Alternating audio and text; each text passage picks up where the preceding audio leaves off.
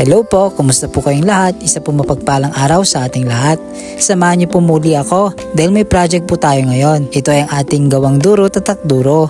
Ang project natin ngayon ay lapis at papel. Ipapamahagi natin to sa mga pupils na nag-aaral dito sa bayan ng Sarat. North of the river lang siguro mabibigyan muna natin ngayon. So ito, may kaibigan na naman ako o isa na naman good Samaritan na ayaw magpabanggit ng pangalan. Sabi niya, mamigay uli tayo para sa mga bata. So sabi ko, sige.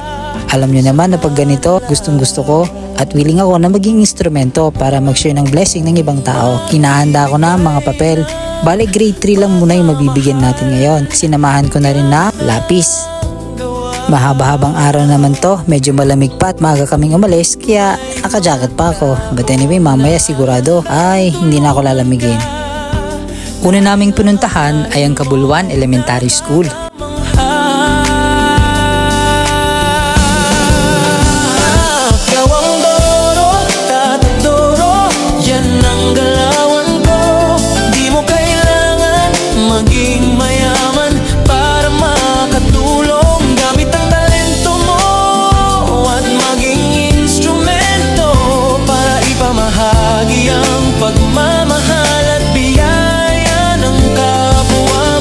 Sunod naman ay ang Sagpatan Elementary School.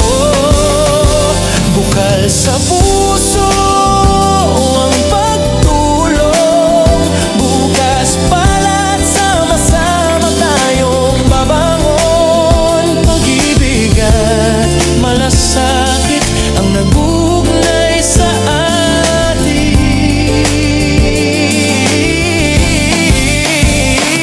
Gawang doro, tatak doro, yan ang galawan ko. Di mo kailangan maging. Sunod naman ay ang Gulgul Elementary School. Gamit ang talento mo at maging instrumento para ipamahagi ang pagmamahal at biyaya ng kapwa mo. Next ay ang Central Elementary School. Gawang doro, tatak doro, yan ang galawan ko.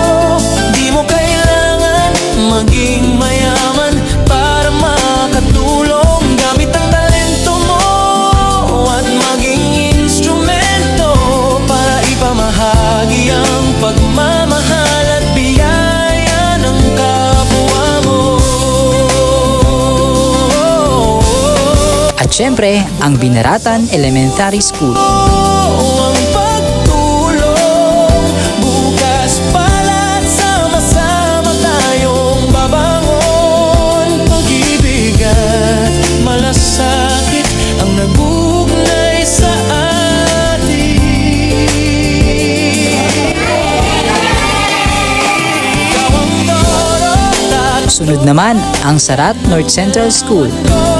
di mo kailangan maging mayaman para makatulong. Gamit ang talento mo at maging instrumento para ipamahagi ang pagmamahal. So yun, maraming salamat po ulit sa inyong panonood at sana naging inspirasyon ng video na to. At para kahit papano sa konting paraan ay makapagbigay tayo ng ngiti at ligaya lalong-lalo na sa ating mga kabataan. Ingat po kayo, stay safe and God bless.